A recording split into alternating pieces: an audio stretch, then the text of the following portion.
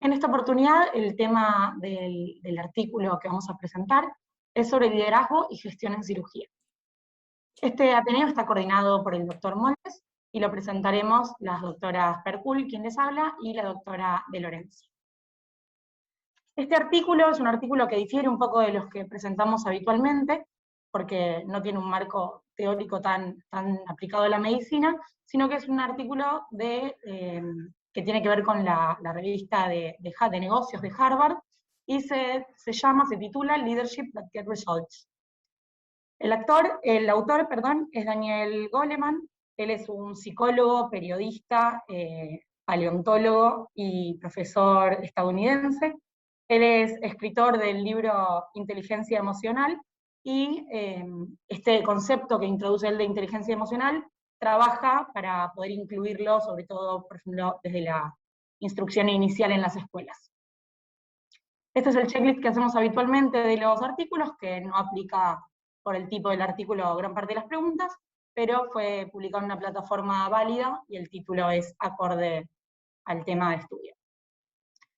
Lo que hace este artículo es comenzar comentando que si uno preguntara a mucha gente cómo es un buen líder, las respuestas serían probablemente muy variadas, ya que no hay un consenso respecto a eso. Sin embargo, si uno preguntase qué debe hacer un buen líder, qué objetivo tiene un buen líder, la respuesta en diferentes palabras, pero siempre va a ser la misma: obtener resultados respecto de la materia en la que esté trabajando.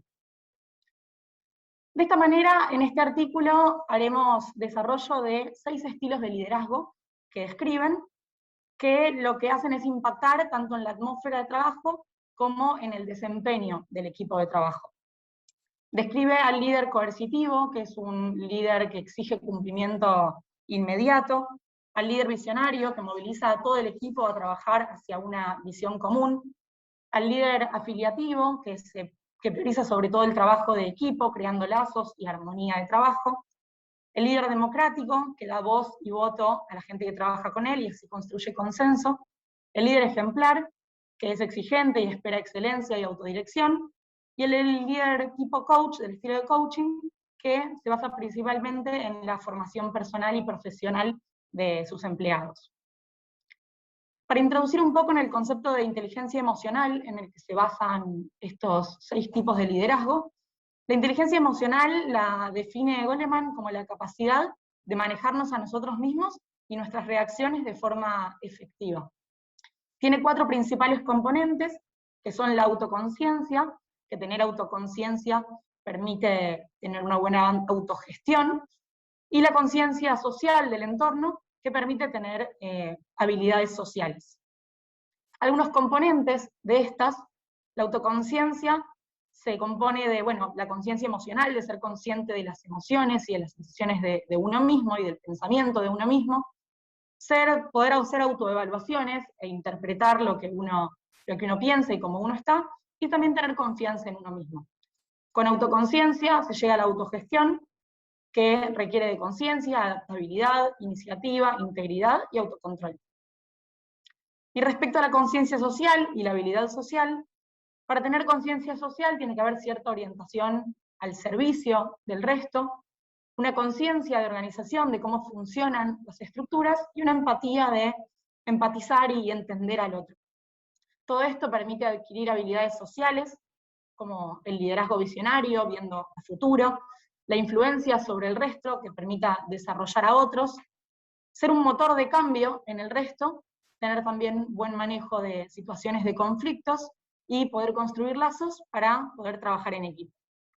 Lo que menciona este artículo y hace hincapié es que los líderes con mejor desempeño y mejores resultados son líderes que utilizan todos los tipos de liderazgo, y no es que se asocian solamente a uno, sino que, de acuerdo a la situación a la que tengan que enfrentarse, toman uno u otro modelo para poder ser flexibles y sacar los mejores resultados que consideren.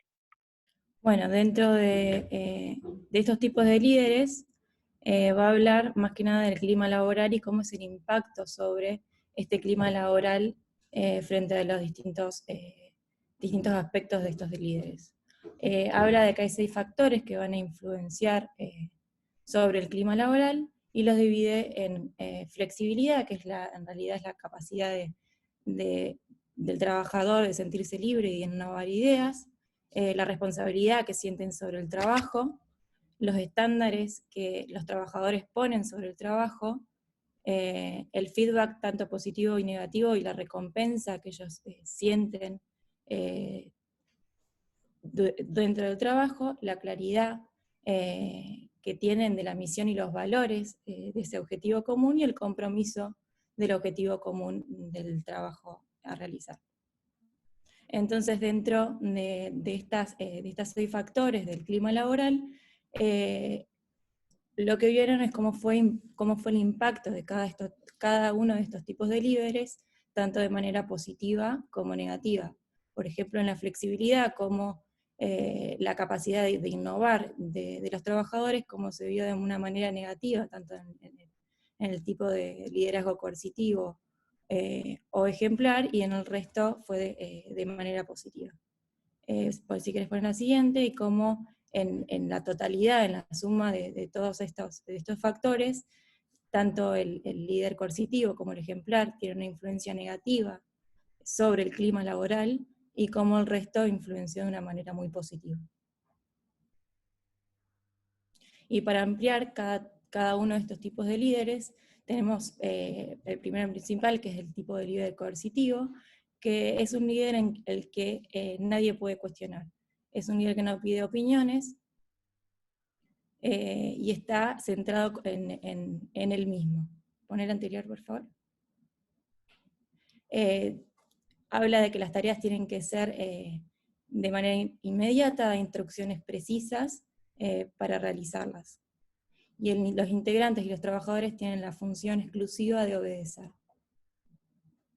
Poner la siguiente. El clima laboral se ve completamente influenciado de manera negativa, es el menos efectivo de todos estos tipos de líderes, ya que va a afectar la flexibilidad, los trabajadores no se van a sentir libres de innovar ninguna idea, no se van a sentir respetados y ni van a sentir que respetan a sus compañeros, no se van a sentir el sentido de propiedad y está abolido el orgullo y la satisfacción personal, y dejan de tener el objetivo personal dentro del trabajo. Entonces, ¿cuándo va a funcionar? El líder coercitivo solamente funciona en situaciones de crisis y catástrofe. Cuando la empresa necesita un nuevo rumbo, ya que se puede estar en una situación de quiebra. Y en otras situaciones en donde sí también puede utilizarse este tipo de líder, es cuando tenemos frente a un trabajador problemático y el resto de situaciones ya se le ofrecieron para que cambie, se toma este tipo de líder antes de echarlo del trabajo. Y lo que propone es que solamente se utilice en una emergencia genuina. El segundo estilo de liderazgo que define este artículo es el visionario. Y para esto pone un ejemplo. Relata el caso de una cadena nacional de pizzerías que semana a semana van bajando progresivamente las ventas. Entonces todas las semanas el equipo que dirige esta empresa se reúne para debatir por qué bajaron las ventas la semana anterior. Hasta que muestra un líder visionario, que lo describe como su vicepresidente de marketing, que lo que hace es plantear que tienen a toda la empresa pensando en el pasado, en por qué estuvieron pasando las cosas, sin embargo, no está nadie pensando en el futuro, en qué tienen que hacer para vender más en el futuro. Así que lo que hace este hombre es desarrollar un plan de negocios y modificar todas las estrategias para poder aumentar sus ventas, lo que hacen con buenos resultados. Este tipo de líder, el líder visionario, tal cual lo dice, es un visionario, y lo que hace es motivar a las personas para darles a entender cómo su trabajo y su función encajan en una visión más amplia, en un objetivo más grande. De esta manera las personas comprenden cuál es su función y cuál es su objetivo, y trabajan con más compromiso y más motivación. El feedback en estos equipos de trabajo, ya sea positivo o negativo, se basa en si el desempeño favorece o no el éxito del equipo. Y lo que hace es determinar un fin, sin embargo, da un amplio abanico para que puedan tomar los medios que consideren mejores para llegar al objetivo común. ¿En qué situaciones es funcional? En los equipos que están a la deriva o en situaciones de crisis, en las que hay que mejorar y poner objetivos a futuro. Sin embargo, no lo recomiendan mucho con equipos en los que no trabaja con gente con igual o más experiencia que uno, y a los que es difícil plantearles nuevas metas. Por otro lado, el líder afiliativo tiene como premisa de que la gente es lo primero. Este tipo de líder va a valorar las personas y sus emociones por encima de las metas y las tareas, y va a mantener así lazos emocionales fuertes, generando el mejor clima laboral de todos y manteniendo a los empleados felices. Esta relación y estos lazos emocionales forman amistades, y lo que mayor se cosecha, el objetivo principal, es la lealtad feroz que tienen los empleados con el líder y con la empresa. Pone la siguiente. Entonces el clima laboral es el mejor de todos, y esta amistad que se genera entre los empleados hace que aumente la flexibilidad y la confianza, y aumenta la comunicación, y esto lleva a que puedan tener mejores ideas, y al tener una mayor confianza entre ellos mismos y los otros, a poder enfrentar juntos nuevos riesgos.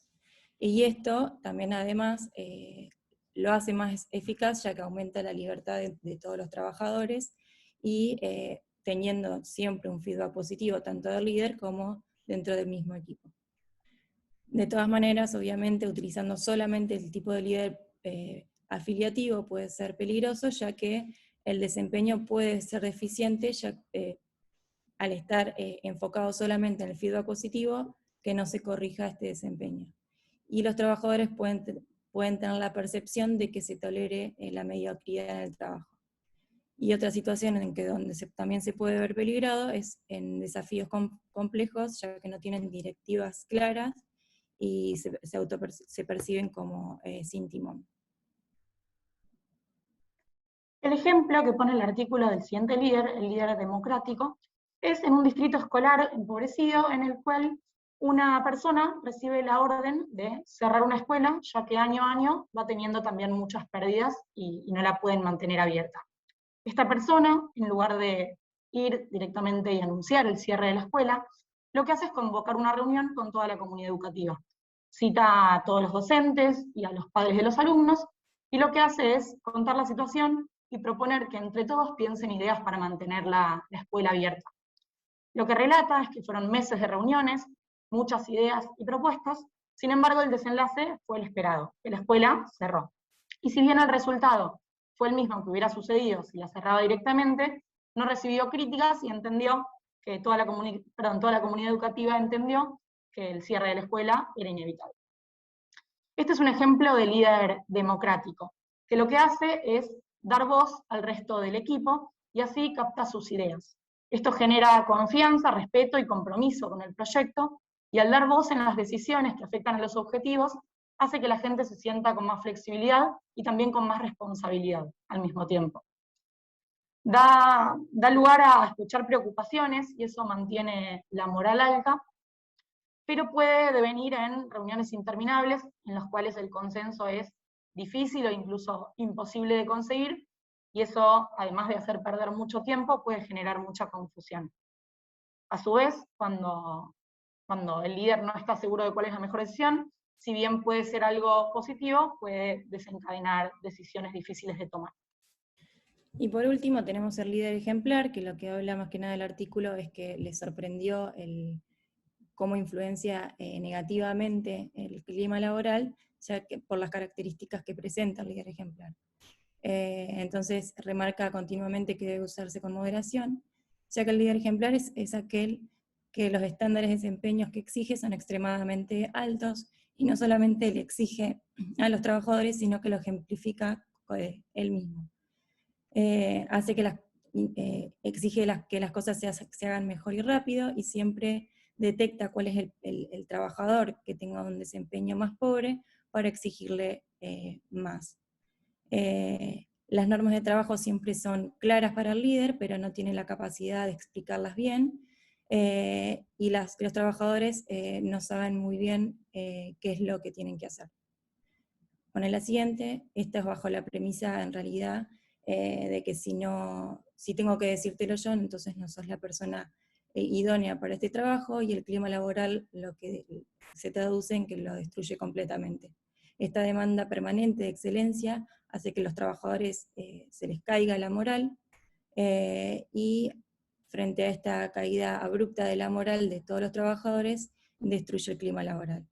Sienten los trabajadores que los líderes no confían en que trabajen de la manera que ellos solicitan, y no tienen la idea de cómo los esfuerzos personales continuos que intentan hacer encajan en ese ideal común.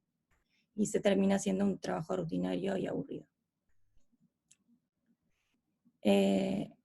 Otra característica además del líder es si el líder ejemplar tiene que irse, la gente tiende a sentirse sin rumbo. Por eso ahí pusimos el ejemplo de Mufasa, que era el líder de su manada, que cuando fallece toda la manada queda sin rumbo.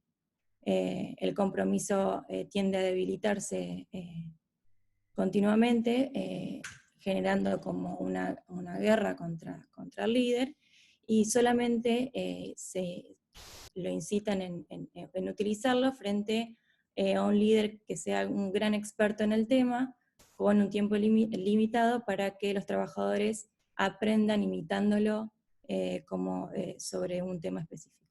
El último estilo de líder que define es el estilo de coach, el estilo de coaching. Y relata el ejemplo de una empresa de informática en el cual, por baja producción, deben cerrar un área de trabajo, el área de producción. Así que el jefe anuncia a su área de este cierre, y un empleado enojado decide hablar directamente con la presidencia de la empresa. Lo que hace, en este caso, este personaje, que es el líder que pone como ejemplo, es, en lugar de sentarse con su empleado y regañarlo, lo que hace es juntarse con él y hablar sobre cómo ve su futuro en la empresa.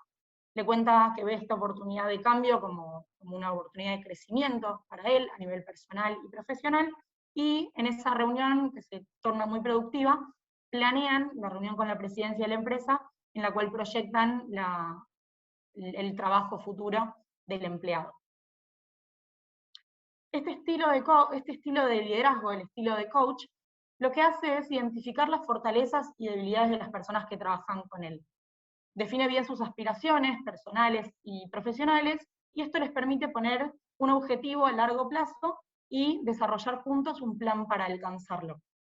Lo que hacen es brindar abundante instrucción y feedback, tanto positivo como negativo, porque trabajan con personas que están abiertas a escuchar sus recomendaciones. Les dan a los empleados tareas desafiantes, incluso si esto puede llevar mucho tiempo, y disminuir las tareas que son a corto plazo y bajar, por ejemplo, la producción de una empresa. Y en otras palabras, lo que hacen es soportar el fracaso a corto plazo, si es que esto fomenta un aprendizaje y un crecimiento a largo plazo. Este, sin embargo, si bien es muy positivo, es el estilo menos utilizado, y la mayoría de los líderes justifican que el tiempo no es suficiente como para poder desarrollar tanto a largo plazo, y que deben tener objetivos a corto plazo que cumplir, y por eso es difícil. Sin embargo, tiene herramientas y puede ser muy efectivo, así que recomiendan utilizarlo más. Bueno, como habíamos empezado la charla, y habla de que los líderes necesitan muchos estilos, y van a ser los líderes más eficaces son aquellos que logran dominar varios estilos, más que nada los positivos, que son el visionario, el democrático, el afiliativo y el coach. Aquellos líderes que dominan por lo menos 4 estilos van a tener el mejor clima laboral y el desempeño de los trabajadores. Estos líderes que tienen más de 4 estilos de líderes, utilizan, dependiendo de la situación en el trabajo, utilizan uno u otro, y tienen una manera exquisitamente sensible de adaptarse y censar el cambio y el impacto que están teniendo en el trabajador. Una de las maneras, obviamente que no todas las personas tienen tanta inteligencia emocional para tener tantos estilos de líderes, y una de las soluciones que da el trabajo es que el líder puede formar un equipo de miembros que tengan los estilos que el líder carece. Pero también lo que más recomienda el artículo, en realidad, es que el líder trabaje sobre la inteligencia emocional para adquirir nuevas virtudes y nuevas características de los líderes que carecen. Entonces, lo que primero comenta es que todas las personas estamos habituadas a adquirir habilidades técnicas y puramente cognitivas, que estas habilidades se adquieren de manera muy rápida y tenemos resultados muy tangibles y rápidos, pero frente al cerebro emocional y todo lo que es la inteligencia emocional, no, y esto genera mucha frustración.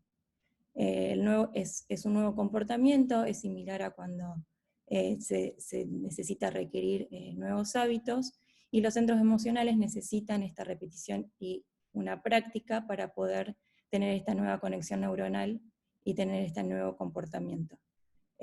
También habla de que este nuevo comportamiento es frustrante, ya que necesita esta práctica, y siempre es en situaciones de crisis, es cuando el líder necesita practicarlo y cambiarlo, por eso es tan difícil. Y lo más importante es que, como un hábito, tienen que desaprender ese hábito antiguo o ese comportamiento antiguo para reemplazar por el nuevo. Entonces, lo primero que se tiene que preguntar al líder es qué aspectos de la inteligencia emocional carezco, o qué aspectos de la inteligencia emocional carezco frente a una crisis, ya que, por ejemplo, ponía el ejemplo de la empatía, que muchos líderes tenían la sensación de tener empatía, pero frente a la crisis la perdían completamente. Y lo que también habla es de que la recompensa de este esfuerzo emocional y esta repetición de nuevos hábitos emocionales, la recompensa está en los resultados del clima laboral. La inteligencia emocional se puede además aprender a cualquier edad. Bueno, esto es un poco de lo que relata el artículo, que nos pareció muy interesante como para compartirlo. Y para los comentarios finales, para unas preguntas, agradecemos mucho la presencia de nuestros dos invitados, que pasamos a presentarlos un poco. Él es el doctor Martín Butaro, él es médico de staff del Servicio de Ortopedia y Traumatología en la sección de cadera, y él está recientemente formado en Harvard en un programa de cirujanos para cirujanos, que es el Surgical Leader Program, y lo vamos a invitar a que nos cuente un poco de su experiencia y sus aprendizajes en ese curso. Y luego el doctor Carlos García, que ya nos acompañó en algún Ateneo bibliográfico, que él es médico de familia y es jefe de departamento de atención ambulatoria acá en el hospital, y es el director del programa GESIS, de Dirección y Gestión de Organizaciones de Salud, acá también en el Instituto del Hospital. Yo por ahí quería hacer una pregunta. Perdón. Tengo que hacer un comentario. Bueno, primero, gracias a todos por estar a las 7 de la mañana hablando de esto en un ambiente quirúrgico que quizás no es tan frecuente. Me parece que, como introducción, históricamente los médicos no nos involucramos en la administración y gestión de lo que hacemos. Sin embargo, en los últimos tiempos eso empezó a revertirse y hay muchos más médicos interesados en este tipo de herramientas. Así que me pareció interesante plantear este artículo como disparador para hablar de las herramientas necesarias para gestionar la salud, como está dada hoy el sistema actual y la medicina que viene. Entonces, para eso invité a Martín y a Charlie, que son amigos de la casa, y me parece que son idóneos para hablar de esto.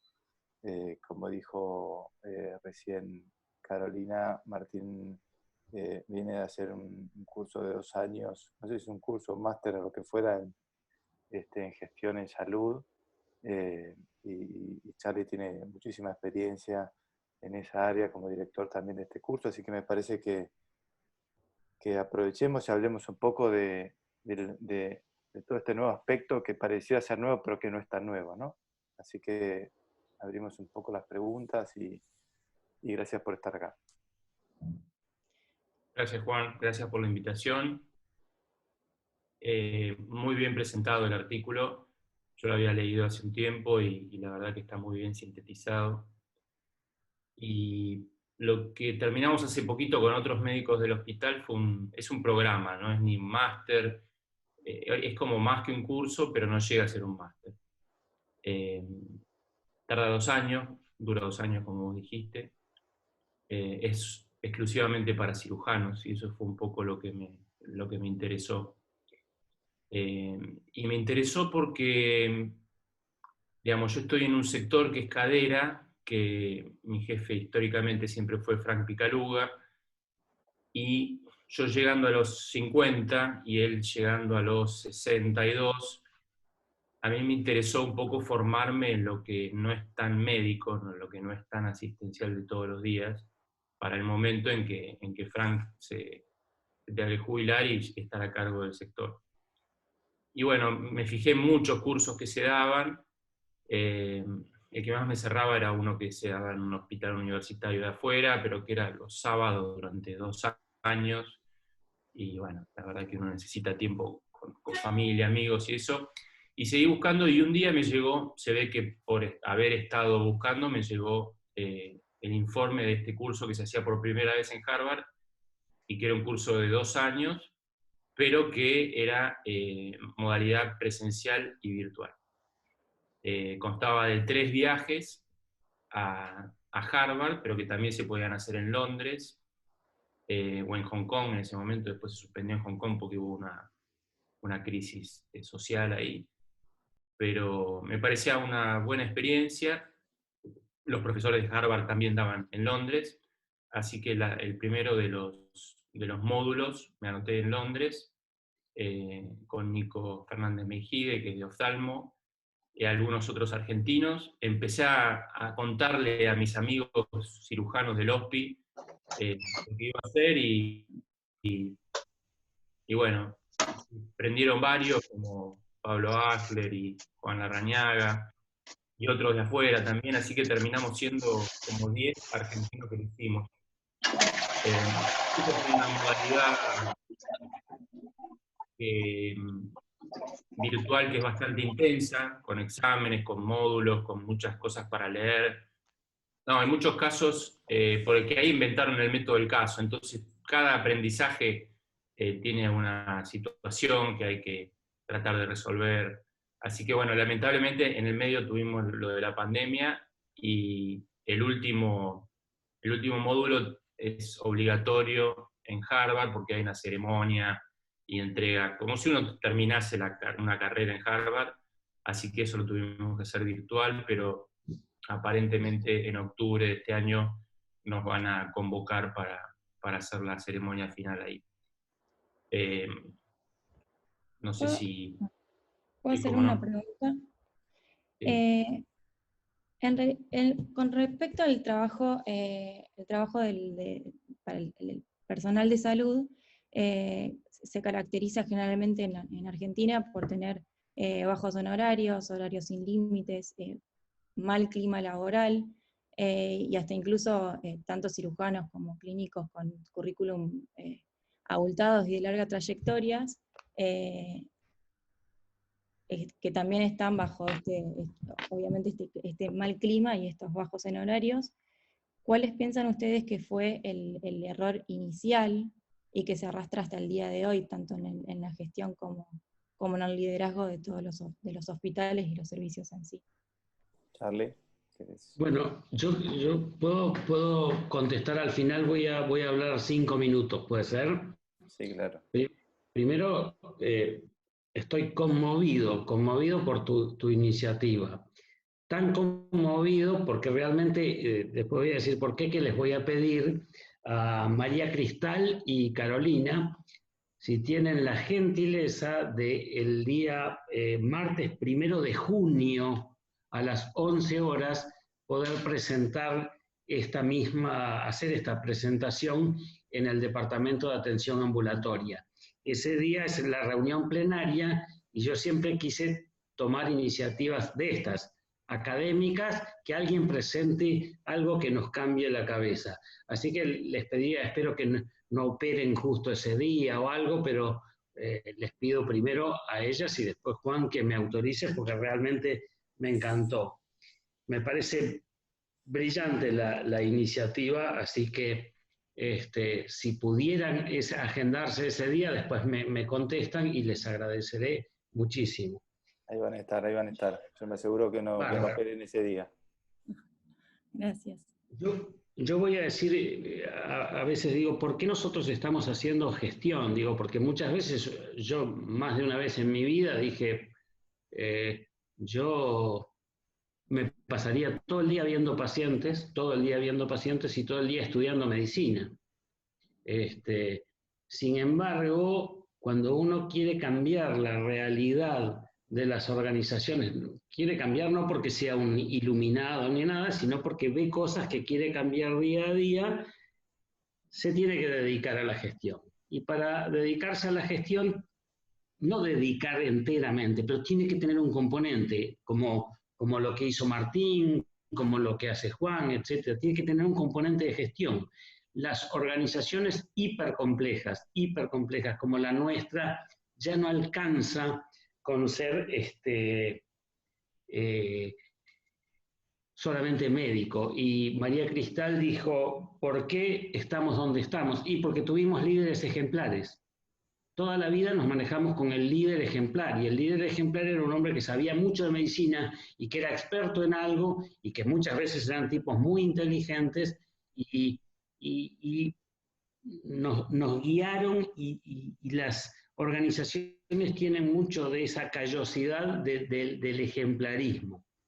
Entonces, no hay que dedicarse todo el tiempo a la gestión, pero la gestión es necesaria para llevar toda esta mole que es el hospital italiano, la nuestra. Tenemos que aprender gestión profesional, de diferentes formas, pero hay que aprenderla. Yo hice primero clínica médica, después un día vino Dolphy Rubinstein, que fue el secretario, ministro de Salud, que él también hizo clínica después, 2 años después que yo, y viene un día y me dice, che, vamos a hacer medicina familiar. Yo estaba ya de jefe de una sala de clínica. Y dije, vos estás loco. Y me dejó un artículo, y el lunes, y esto es real, el lunes vine y le dije, vamos a hacer medicina familiar. Y eso significó enfrentarnos muy políticamente, muy bien, con gente como ustedes lo deben conocer, con Gian Antonio, Mario Cámara, etc. Eso fue difícil.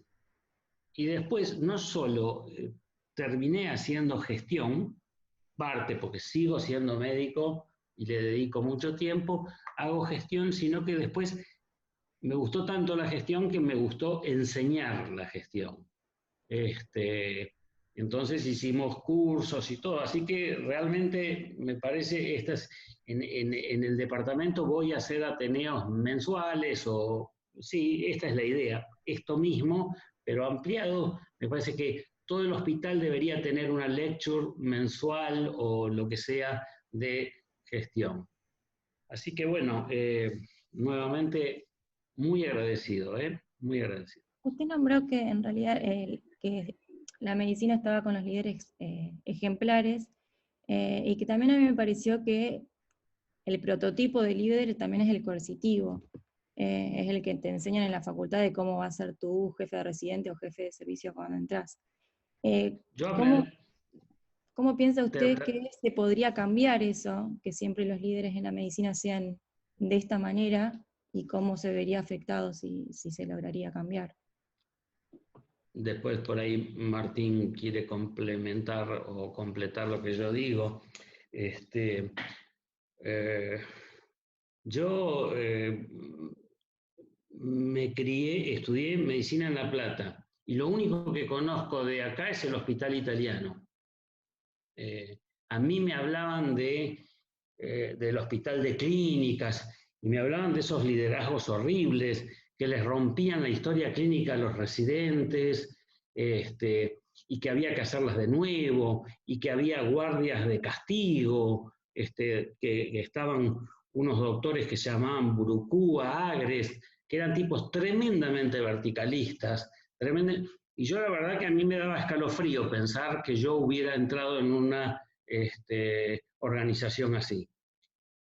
El hospital italiano, por lo menos en los servicios donde yo estuve, y podría decir que pediatría también, el departamento de pediatría, no sé las cirugías, pero es un hospital bastante horizontal, es bastante pluralista. Yo me crié en un ámbito donde en mi hospital casi les diría que empezó el feminismo en la medicina, había judíos, había de todo. Es decir, no entré en un hospital donde, che, acá no hay ningún judío, che, acá las mujeres no. Por supuesto que ahora uno ve la plantilla y el otro día tuve una reunión con ustedes que me invitó Pachi de Badiola y vi que había 7 residentes de cirugía, de los cuales 5 eran mujeres. Entonces yo celebro para mí en la vida tuve suerte, y una de las suertes fue que sin saber mucho qué era el hospital italiano, un día una señora que era instrumentadora y que había sido instrumentadora de Ottolenghi, que vivía en Mar del Plata, me dijo, vos tenés que hacer la residencia en el hospital italiano. Yo no sabía bien qué era. Y me postulé y tuve la suerte, porque tampoco es que entraba en todas las redes, tuve la suerte de entrar en el italiano, así que no es para nada una organización coercitiva, para nada, para nada.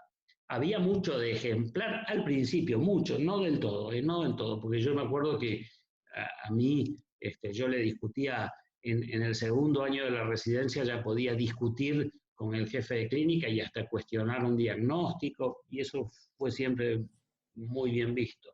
No sé, Martín o Juan, ¿qué opinan? ¿Estás muteado, Martín? Lamentablemente no tuve la misma experiencia, Charlie.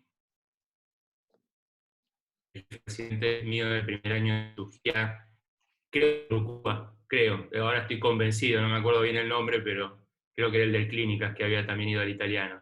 No, pero te ponía guardia castigo, te ponía guardia el fin de semana, y el lunes te ponía de ayudante de una cirugía de cabeza y cuello de 23 horas. O sea, hacía esas cosas.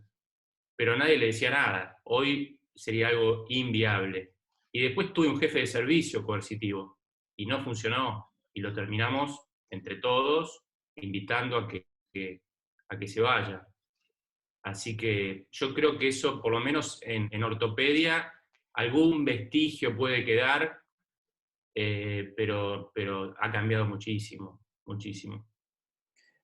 Soy consciente de eso, soy consciente de esa historia que me contás, y celebro tremendamente que aparezcan gente como vos, como Pablo en neurocirugía. Yo trataría de salir un poco de la autorreferencia del hospital, porque acá hay gente que está participando fuera del hospital, entonces trataría de ir un poquito más a lo genérico, para que nos sirva a todos. Y en esa línea, Martín, te pregunto, ¿qué es lo que se aprende en un curso como de gestión ¿cuál es el mensaje? ¿Qué es lo que uno se trae para después gestionar mejor lo que tenemos por delante? Mira, Juan, cuando termine el curso decís, ¿y qué aprendí? Por ahí no te sentís como que, digamos, como que sos otra persona. Y hay un montón de cosas que ves en el curso que lo haces de antes. ¿Por qué lo haces de antes? Porque el hospital está tan avanzado en gestión y en cuidado del paciente y en seguridad y en todos los módulos de Harvard, porque lo han hecho, seguramente los que conducen el hospital hoy han hecho otros cursos de Harvard o en otros lugares que dan lo mismo. Entonces, lo bueno cuando haces el curso primero es que te das cuenta que el hospital funciona como lo que dicen que hay que hacer en Harvard. Eso es genial. Y después, por ahí no te das cuenta, pero ante una situación, ponele, explicar lo que nos pasó la semana pasada o la otra, que empezamos a quedar sin camas. Y cuando yo empecé no quiero hacer autorreferencial de nuevo, pero cuando empecé cadera, la gente se quedaba una semana internada. Y después, a los 10 años, empezó a quedar 4 días. Y después, cuando empezó la pandemia, le decíamos a la gente que al otro día se tenía que ir para no contagiarse COVID. Entonces empezamos a hacer fast track, que es eso, que se opera una cadera, camina el mismo día y al otro día camina y se va. Y la semana pasada arrancamos con un programa de reemplazo de cadera ambulatorio. Y ayer hicimos el primero. Y no lo hicimos así, diciendo, bueno, vamos viendo a ver cómo se puede hacer. Desarrollé un plan de cuidado que es cronometrado de todo lo que tiene que ocurrir, digamos, con un grupo de trabajo que incluye clínica médica, medicina domiciliaria, kinesiología, anestesiología, nutrición, ortopedia, un montón de personas alrededor que todos los viernes nos juntamos, somos más de 20, y llevamos ayer a cabo esto, que en Argentina es impensado que un paciente se vaya el mismo día a la casa. Ayer hicimos el primer caso que fue un simulacro, pero que el paciente se quería ir a la casa y lo tuvimos que frenar para no irse. Y bueno, todo ese desarrollo milimétrico, cronometrado de este programa de cuidado, de reemplazo de cadera ambulatorio, yo lo aprendí ahí, porque hay esquemas que aprendés para hacer estas cosas.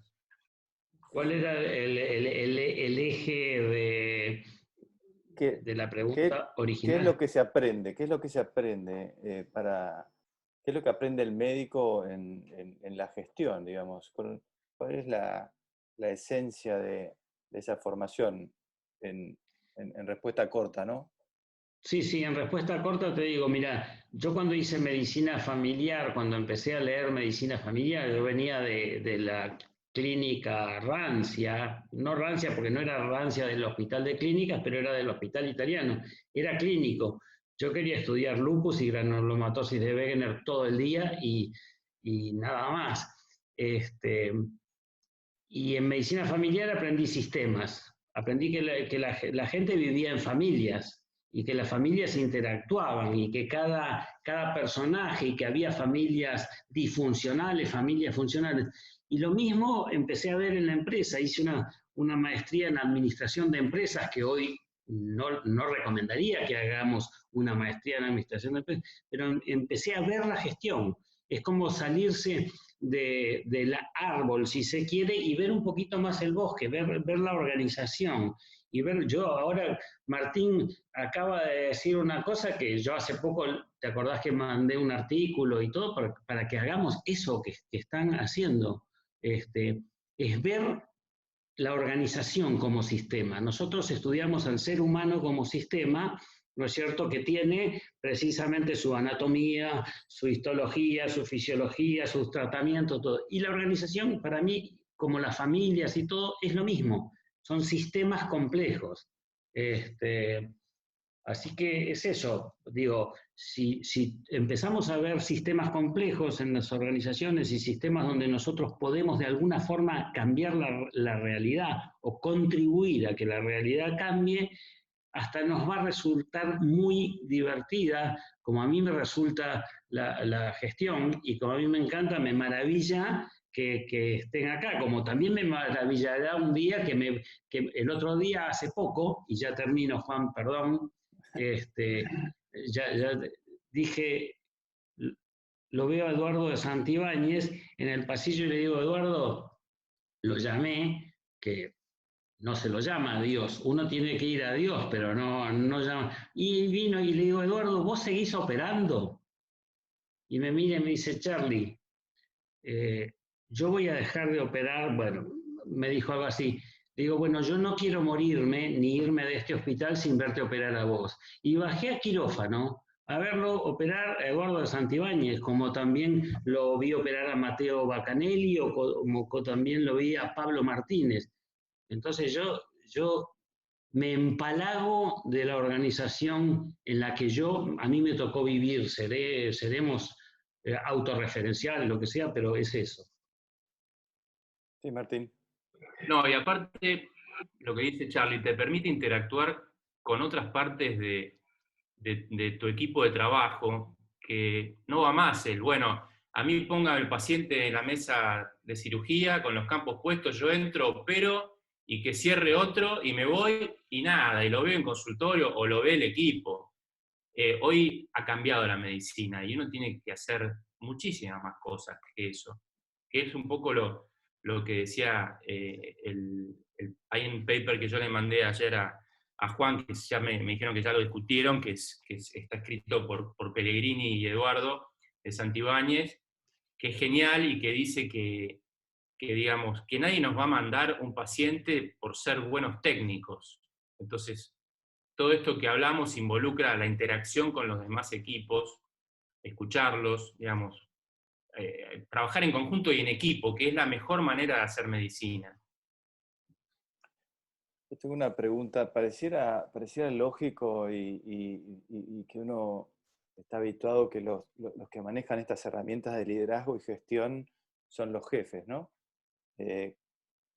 La historia también nos muestra que hay muchos jefes que llegaron a esas posiciones sin haber desarrollado nada de este tipo de aprendizaje. Entonces, una pregunta sería, ¿es necesario que todo el servicio se forme en este tipo de herramientas, sea jefe o no sea jefe? Eso uno. Y lo otro es, y en esa misma línea, sería importante que esto se enseñe desde la facultad. Mira, yo creo que desde que uno entra al hospital, el primer año por ahí no tiene nadie abajo y es el último y no tiene a nadie a quien darle, digamos, mostrar sus capacidades de liderazgo. Pero ya cuando pasa el primer año, ya abajo entra una camada de residentes en las cuales si el que está en segundo año tiene habilidades de liderazgo, le va a ser mucho más útil al del primer año que si no las tiene. De liderazgo como el que vimos hoy, ¿no? Que lo más difícil es saber cuál palo de golf usar en cada tiro, ¿no? O sea, qué tipo de liderazgo usar ante cada situación. Creo que eso es lo más difícil y bueno, y se da con la práctica, pero me parece que es muy útil desde el R2 para arriba. Sí, yo ahí te tomo algo, ¿no? Vos hablaste de que tiene habilidades de liderazgo. Y sin embargo, lo que vimos en el artículo y lo que estamos hablando es que en realidad hay que hay que desarrollar las habilidades que cada uno tiene. Entonces, hablo de cómo adquirir esas herramientas y, digamos, de estar preocupados como sistema en que toda la gente desarrolle sus herramientas de liderazgo y de gestión. Entonces, hacia ahí va la pregunta, ¿no? Totalmente de acuerdo. Totalmente de acuerdo. Yo creo que, bueno, naturalmente hay gente que ya viene con alguna capacidad de liderazgo, que no sé, que es lo mismo que en un equipo de fútbol, el que es capitán, o en rugby, el que patea los palos, digamos. Siempre hay alguno que ya viene con cierta capacidad de liderazgo, pero me parece que no hay que fomentar solo a ese, sino también estimular a todo el resto para que desarrolle las capacidades. Charlie, que te veo con ganas de hablar. ¿Jefe? No, qué pena. No, escuchaba con interés esto porque, digamos, trae a colación una serie de temas para que alguna gente se mire a sí mismo, el grupo gente joven, no yo estoy pasado. Pero yo hace 62 años y entré en el hospital en el 72 y quiero contarle a Charlie y a Martín, que no lo conozco personalmente, que hubo gente que fueron líderes, como se describieron acá, que hicieron este hospital, porque tenían innato ellos. No tuvieron que hacer un curso de nada, sino que ellos, sin serlo, fueron líderes, en todo el sentido que vieron cómo debe ser un líder. Y fueron los que hicieron este hospital, no quiero dar nombres. Pero este hospital es lo que es, porque esa gente funcionó como tal. Ahora, esto es el estímulo para la gente joven que se analice, busque enterarse, busque formarse, no para ejercer ese liderazgo, sino para contribuir a ese liderazgo. Y alguno que tiene algo innato va a llegar a ser líder, mucho más importante. Y aquel jefe que se considera que no tiene esa calidad, se reúne con la gente necesaria, llamar al equipo lo que sea, para que ese grupo funcione así. Lo que sí que quiero recalcar eso. Este hospital es lo que es, como bien lo marca Charlie, es lo que es por la gente que fue líder en ese momento sin tener una formación educativa, sino que lo hizo innatamente. Que existe esa gente. Ujú. Yo creo que Eh, no podemos dejar pasar acá a nombrar a Enrique Veraggi, por ejemplo. Yo te iba a decir eso, Juan. Cuando vos dijiste eso, Beberaggi tenía todos los liderazgos, no el coercitivo, pero tenía todo, era un tipo afiliativo, visionario, democrático, ejemplar, coach, un tipo muy visionario. Es muy importante. Y lo que vos decís, no quiero responder tus preguntas. Todos deben aprender gestión. En algún momento de gestión hay que aprender. Se debe aprender en la facultad. A la facultad, a la carrera de medicina le sobran 4 años. Le sobran 4 años, porque están perdiendo el tiempo. Entonces, no le pongamos más materias porque va a haber un día una materia que se va a llamar gestión. Cuando no aprendemos bien medicina en 8 años que se estudia medicina con el ciclo básico, el IAR, si le ponemos gestión, no. Que la gestión se adquiera o que sea modular, que uno vaya tomando lo que quiera. Pero, digamos, Tenemos preguntas de Pablo y de Gastón Elmo que levantaron la mano. Buen día, ¿cómo están? Gracias, bueno, Carolina y Cristal por la presentación y la verdad que estoy pensando un montón y escuchando. Juan sabe bien que yo siempre he sido un resistente a este tipo de ateneos y de charlas y de contenidos y me sentía muy identificado cuando decía que quería hacer medicina un tiempo, y yo básicamente sería feliz haciendo cirugía todo el tiempo y viendo pacientes y nada más. Pero la verdad es que llega un punto donde uno se da cuenta que por ahí no alcanza, digamos, poniendo el foco en el paciente, ¿no? Y que todos elegimos esta profesión para tratar de mejorar la vida de los pacientes. A veces uno se da cuenta que con lo que hace uno nada más no alcanza y que por ahí se pueden lograr mejores resultados cuando todo un equipo es capaz de llevar adelante los objetivos que uno tiene. Entonces, para no hacerla larga, me gustaría resaltar que escuché ya de varios, escuché de Juan, escuché de Charlie también, y recién de Beu, que el tema de automirarse, ¿no? De mirarse a uno mismo, y se me ocurrió un poco esto, ¿no? Que por ahí es un poco árido para los que quisimos ser médicos, ponernos a estudiar estos temas humanísticos, a veces un poco, o a veces muy técnicos de las que vienen de ingenierías y del marketing, etc.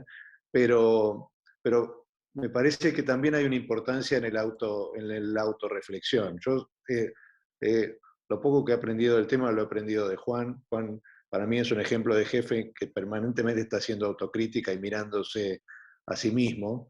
Y qué tan importante es esto, ¿no? En cuanto a, digamos, si el primer paso no es que uno analice desde el punto de vista autocrítico cuál es el rol que uno está cumpliendo para lograr que su equipo funcione como un verdadero equipo, lograr que los objetivos sean comunes y no de uno que quiere imponerlos. Creo que gran parte de los malos ejemplos de liderazgo a veces tienen que ver con la frustración de que uno no sabe cómo hacer para que los objetivos se cumplan, entonces uno termina siendo exigente en demasía con el equipo de trabajo porque se siente frustrado porque los objetivos no se cumplen. O sea, tan importante es, además de la formación en gestión, además de la capacidad que uno haga algún tipo de autorreflexión, quizá estructurada o con apoyo externo, terapia, etc. Me gustaría escuchar sus opiniones, tanto del clínico que tenemos en la mesa como, bueno, como de los cirujanos también. Charlie, nos quedan 4 o 5 minutos nada más, así que... Un minuto. Pablo, yo hoy retrospectivamente miro y yo fui un muy mal jefe de residentes, muy malo. Por ahí pasó desapercibida mi mediocridad, pero digo, yo creo que ya para ser jefe de residentes tenés que aprender algo de esto, aunque más no sea lo que nos presentaron las doctoras, algo tenés que ver, porque si no, sos a la que te criaste, como se dice. Entonces, a mí me parece que un poquito de gestión tenemos que tener. Y desde ya, Todos jefes de residentes, algún tipo de formación tendrían que tener. Por ahí, Martín, que vos venís de ese curso, que debe ser genial, podemos contribuir a esto.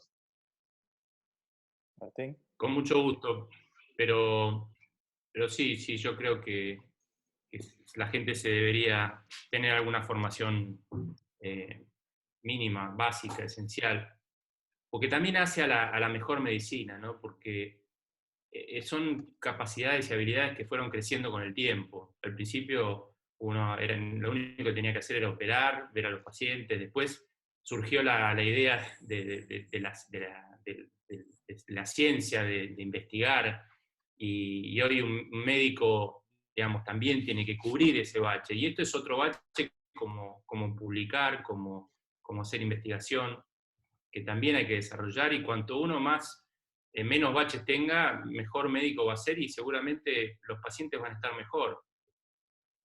Yo creo que eso es la manera de verlo. Es la manera de mejorar la medicina tratando de uno mejorar en lo que hace. Ahí había una última pregunta de Gastón, o algún comentario. Sí, no, gracias Juan. Gracias Martín y Charlie por su experiencia. Yo quería llevarlo un poco al terreno diario y si nos pueden decir brevemente algunos tips claros de los jefes, de los buenos jefes, para mantener un buen clima laboral en todo el grupo de trabajo. ¿Cuáles son sus consejos para nuestra vida diaria? Charlie, ¿querés decir vos? La verdad que no tengo ningún tip, así no te podría decir, pero veo afortunadamente la gestión que estamos teniendo, Cacho Tejerizo, Marcelo Marchetti, Esteban Langlois y Leo Garfi, desde la cosa de los médicos que hicieron gestión, y la verdad que me pondría a describir las cualidades que tienen y ahí seguro están los tips, porque hoy el hospital esta gestión actualmente dio un altísimo paso, sobre todo que dejó de ser la gestión coercitiva de la que veníamos. Martín, último comentario. Sí, yo te diría que hay algunos tips que están en todos lados, que incluso están parte en este artículo. Primero, tratar de promover el ambiente de trabajo que sea confortable, escuchar a los demás, ser humilde, transparente, hacer reuniones, ser un buen comunicador, participar todo lo que se pueda, reconocer el trabajo del otro, tratar de ser innovador y creativo, eso es muy importante para no estancarse y estimular a la gente de abajo, y estar dispuesto a aprender todo el tiempo a nuevas cosas, tener visión de futuro, anticiparse a los problemas que puedan surgir. Son todas cosas que uno ya las sabe, pero bueno, nada, son los puntos que uno tiene que tratar de poner en práctica cuando le va empezando a tocar este rol. Yo quiero hacer un comentario para cerrar y después agradezco. En esa línea, digamos, yo estoy convencido. ¿El jefe está tratando de hablar? Sí, quería decir una cosita nada más. Sí, claro. Pues siempre, por la edad, creo que puedes corresponderme. No, en toda la presentación hay algo que yo quiero remarcar, que es un poco los que trabajaron conmigo, lo saben muy bien. Quien, jefe, líder, lo que quieran, tiene que tener muy claro el objetivo y saber transmitir el objetivo de su gestión. Eso es importantísimo. Y si uno falla en definir bien el objetivo en cualquier cosa que uno hace, es muy difícil generar una gestión. Quería mencionar eso, porque muchas veces en el trabajo se menciona eso, en la presentación. Gracias, jefe. Yo lo que quería resaltar es que a mí me parece que en la medicina actual y en este tipo de empresas, que es la que conozco, no hay un liderazgo único y absoluto, sino que lo que yo, por ejemplo, espero como jefe es que todos sean líderes de su espacio. Entonces, no es que hay que decir el líder lleva y el líder es el que decide y el líder es el que genera clima laboral, sino que cada uno dentro de su espacio es líder de lo que le corresponde y suma el liderazgo completo. Entonces, es como más horizontal, no es tan vertical como era antes, y creo que esa es la gestión más moderna, ¿no? Así que bueno, la verdad que les agradezco a todos por participar. Me parece que fue algo sumamente interesante y constructivo para la parte no médica asistencial. Y bueno, muchas gracias Martín, muchas gracias Charlie y a todos los que estuvimos. Muchas gracias. Muchas gracias, encantado. Gracias. Gracias. Adiós.